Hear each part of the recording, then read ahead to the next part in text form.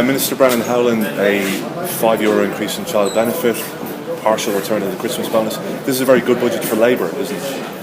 Well, I'm very pleased to be in a position to give some easement now to people who have been under huge pressure, to workers to get more money back, small amount in their wage packet, to pensioners and people with disabilities, to enable them to have a Christmas bonus for the first time in very many years, and obviously to families to give something back to in child benefit to families with children.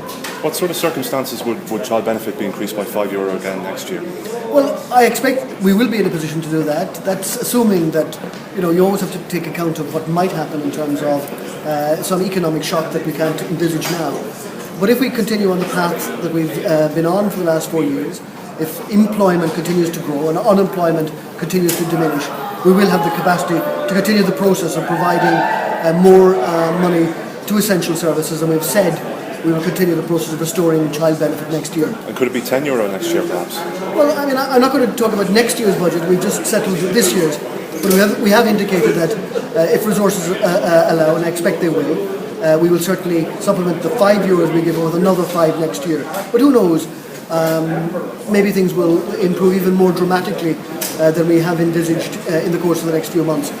We've targeted an unemployment rate of 10% or slightly below next year. I think that's a remarkable turnabout.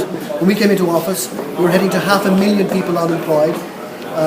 Very few people envisaged that in 3.5 years we would be below the European average and be one of the most attractive places for job creation in Europe.